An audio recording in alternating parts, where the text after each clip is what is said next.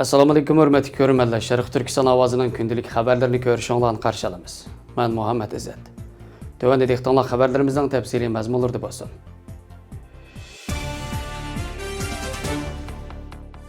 Türkiye Tashqi Ministeri Mevlüt Çavuşoğlu Qatarda ötküzülgen axbarat elan qilish yig'inida 25 mart günü Xitay Tashqi Ministeri Wang Yi'nin Türkiye'de ziyarati bo'lganligini bildirgan. Mevlüt Çavuşoğlu bayonotida Wang Yi'nin Türkiye ziyaretida ikki taraf munosabati, rayonlik masalalar, Xitoy virus vabasi, Asiya va Yevropaning kun tartibidagi masalalarini muzokara qilganligini aytgan bo'lib, axborot vositalari Xitoy Tashqi Ministeri Wang Yi'nin Türkiye ziyaretini ikki taraf munosabatidagi muhim siyosiy uchirish deb qaramoqda. Axborot vositalarining xabar qilishicha, ziyorat jarayonida Uyg'ur masalasi, Xitoy virus vaksinasi va bir balvoq bir yo'l qurilish qatorliq Xitoy bilan Turkiya o'rtasidagi munosabatlarga ta'sir ko'rsatayotgan bir qancha masala kun tartibga kelishi mumkinligini, Istanbulning Yevropa bo'lakidagi Qora dengizdan Marmara dengiziga ichilish planlangan suyri loyihasi Kanal Istanbul qurilishida Xitoy bilan Turkiyaning hamkorlashish ehtimolligi borligini, Türkiye'nin Kanal İstanbul qurilishida Xitoyning injenerlik texnikasi va iqtisodiy kuchidan madad kutayotganligini bildirgan. Türkiye'nin 25 mart Xitoy bilan bo'lgan uchrashuvda Uyg'ur masalasining kun tartibga kelishgan masalasi navbatda Xitoy Tashqi Ministeri Wang Yi'ning Turkiya ziyoratidagi eng diqqat tortadigan temalarning biri deb qaralmoqda. Türkiye hukumat xodimlari va partiyaning qo'lliq a'zolari Uyg'ur masalasida Xitoy bilan dialog oltida ekanligini, Uyg'ur kishilik huquq masalalarini Xitoy vakillariga davomli ta'kidlab kelayotganligini aytib kelayotgan bo'lsa-mu, mutaxassislar Uyg'ur masalasida Turkiyaning Xitoyni ochiq shaklda tanqid qilishdan o'zini tortayotganligini aytib, Xitoyning g'oyat zo'r ul muassasa qurilishiga ketadigan zo'r qarzni ko'zir qilish orqali Turkiyada siyosiy nopozga va ta'sir kuchiga erishishga urindiganligi to'g'risida Turkiyani ogohlantirmoqda. G'arb davlatlarida Uyg'ur masalasining davomli kun tartibga turishi va Xitoy bilan bo'lgan ikki taraf ziyoratida davomli o'tirib qo'yilishi millatchilik va siyosiy islom tashviqotlarida ching turayotgan Erdo'g'an hukumatiga kuchli besim shakllantirmoqda. 18 mart Alyaskada o'tkazilgan Amerika bilan Xitoy tashqi boshliqlarining uchrashuvida Uyg'ur masalasining kun tartibga kelganligi Amerika hukumat xodimlari tomonidan dalillangan. Kuzatuvchilarning qarashicha, Amerikaning Uyg'ur masalasiga tutgan keskin pozitsiyasi Turkiyaning Uyg'ur masalasidagi passiv pozitsiyasini ro'shanlashtirish rolini o'ynamoqda ekan.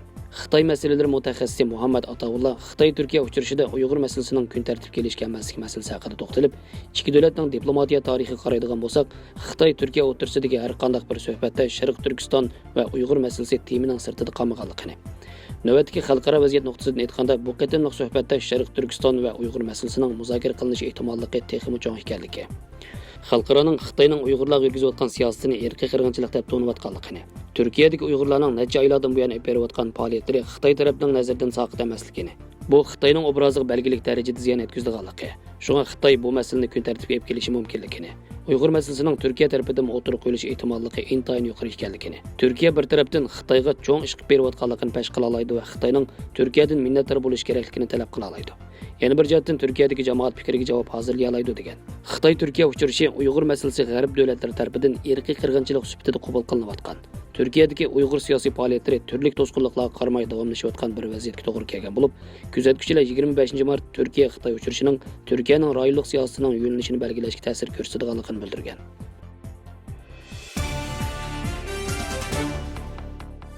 Yıllardan buyon Xitoy Kompartiyasi hukumatining eng sodiq ittifoqdoshi deb qaralayotgan Pokiston hukumatining bir qismi amaldorlari o'tgan haftadagi saylamda hukumat binosidan bayqalgan maxfiy kamera sababidan Xitoy haqida yangi g'ulg'ula boshladi. Hozirgi vaqt xabarlarining 12 mart kunidagi xabarda aytilishicha, juma kuni o'tkazilgan parlament saylimida saylam zaliga yoshirincha Xitoyda yasalgan josuslik pинхол kamerasining o'rnitib qo'yilganligi bash bo'lgan. Buning bilan parlament a'zolari o'rnitib bo'lib ketgan hamda saylam faoliyati to'xtab qolgan. Xabarda aytilishicha, shu kuni parlamentning senator raisi va muavin rais nomzodiga maxfiy oldi bilan tashlangan bo'lib, saylamning yerimida pинхол kameraning lenzisi burmalash miqiga o'rnatilganligi, bilet tashlash rayonidagi bilet sanduqining udulidagi yog'och ishga joylashtirilganligi payqalishi bilan hamma kishi bakli g'azablangan. Navbatda mazkur josuslik kamerasining o'rnatilishi haqidagi boshqa tafsilotlar tekshirilayotgan bo'lib, ba'zilar buning bilan Xitoy Pokiston o'rtasidagi do'stlikqa daz ketishi mumkin deb qaramoqda. Texi yaqinda Pokistondagi Xitoy elchixonasining madaniyat maslahatchisi Jang Xeching o'zining Twitter betida hijobingni ichib, ko'zlaringni bir ko'ray deb uchur yo'llab qo'yib, pokistonliklarning qattiq g'azabiga duchor bo'lgan edi.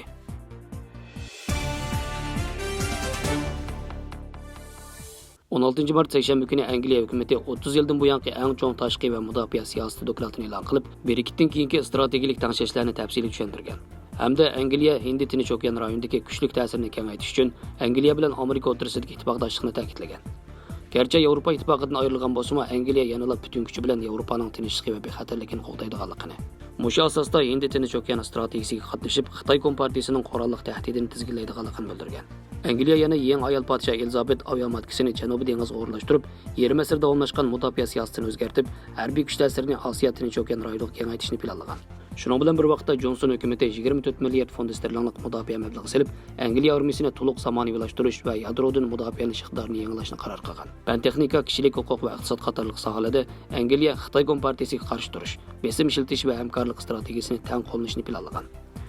Angliya bosh ministri Johnson dokladda o'zlarining ittifoqdoshlarini qanday qo'llaydiganligini, kuchini kuchlantiradiganligini, zamonaviy yangi usullar bilan hal qilish chorasi tepish va qimmat qarshi zid davlatlar bilan raqobatlash san'atini qaytadan o'rganadiganligini, Xitoy bilan sagak munosabat o'rnatadiganligini, milliy ul aslahalarini qo'g'daydiganligini, buningdan keyin bexatarlik va mablag' selish qonun loyihasi orqali davlatining qo'g'dilishiga, bilim mulk huquqining qo'g'dilishiga kafolatlik qiladiganligini, shuning bilan bir vaqtda qattiq tadbir qo'llanadiganligini, Xitoy kompartiyasining Sherqiy Türkistanda qilgan jinoyatlarga qarshi haq tarafda turib so'zlaydiganligini bildirib, barliq tirishchanligida Amerikaning eng chong ittifoqdoshi hamda mudofaa, axborot va bexatarlikdagi birdan-bir yaqin hamroh ekanligini ta'kidlab, o'zining Avstraliya, Koreya va Hindiston rahbarlarini iyun oyidagi Kabus qo'ltiqida o'tkazilgan G7 boshliqlar yig'inida qatnashishga taklif qilganligini, dunyodagi eng chong demokratiya davlati bilan bo'lgan do'stlikni kuchaytirish uchun kelar oyda Hindistonni ziyorat qilganligini e'lon qilgan.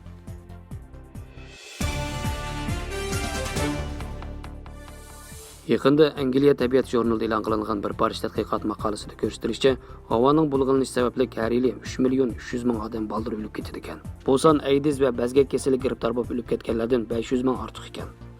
Buning ichida 75% odam havodagi mikrochang tuzandonchilarning uzoq muddat ta'sir ko'rsatishga keltirib chiqargan sakta va yurak kasali sababidan. Qolganlari nafas yo'li kasalliklari va o'pka rak sababidan o'lgan. Bu tadqiqot natijasida ayon bo'lishicha, par bilan ta'minlash, tomoq yetish jarayonida qo'yib berilgan energiya, oila jabduqlari chiqargan chiqarindilarning baldir o'lib ketishiga qarta ta'siri intayin chong ekan. Uy muhitining bulg'anishi bilan uy sirti muhitining bulg'anishining kishilarning baldir o'lib ketishiga bo'lgan ta'sirini osonlikcha farqlantirib bo'lmaydi. Ammo uy ichi muhitining bulg'anishi izchil turda ko'rinmas qotil deb qaralib kelyotdi. Uyning havosidagi bulg'uvchi moddalar bilan uy sirti havosidagi bulg'uvchi moddalar ko'mir, motorli qatnash vositalari, sanoat chiqarindilari va laylimi tuzan qatorliq 4 cho'ng bulg'uli manbasi ib kelgan nafas yo'li kiralaydigan donchilar eshik derazalar orqali uy ichiga kiradi. Shundaqla uy ichidagi gaz holatidagi bulg'anmalar va donchi shakldagi bulg'anmalarmi sirtga chiqib atmosferaga qo'shilib ketalaydi. Uy ichida mavjud bo'lib turgan bulg'anmalarning quyuqligi uy sirtining yatasidan 20 keladi. Onun ustiga ko'p qism kishilarning 80% dan ortiq vaqti uy ichida o'tadi. Shunga uy ichi bulg'anmalarning ziyni texmi yig'ir bo'ladi. Atmosferadagi bulg'anmalarning ichida odam badaniga ziyni eng cho'ng bo'lgani diametri 2,5 mikrometrdan kichik bo'lgan ushshaq donchilar bo'lib, odatda PM 2,5 deb ataladi. PM 2,5 dan quyuqligi qancha yuqori bo'lsa, ziyni shuncha cho'ng bo'ladi.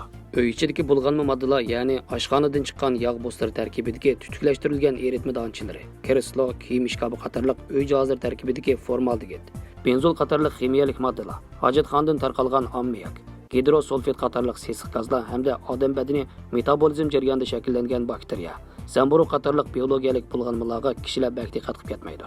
Bularning ichida formaldegid, benzol, ammiak, radon qatorliqlar yurak, qon tomir kasalliklari va nerv sistemasi kasalliklarini keltirib chiqarib qolmasdan, yana oqqon kasali va rak kasalini keltirib chiqarishi mumkin.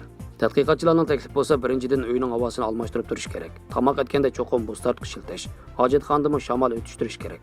Ikkinchidan oila jihozlari va bezak materiallarini sotib olganda muhit asraydigan yeshil mahsulotlarni tanlash. Tannarxini to'valtishni qo'g'lashib, Oriya formaldegidlik taraxil marqali pishiqlangan taxtaylarni sotib olmaslik kerak.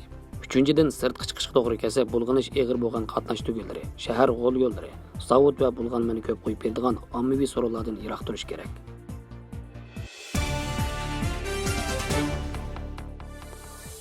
Xabarlarimizni ko'rganingizga rahmat. Ko'rishguncha omon bo'linglar. Xayr xo'sh, Allohga omonat.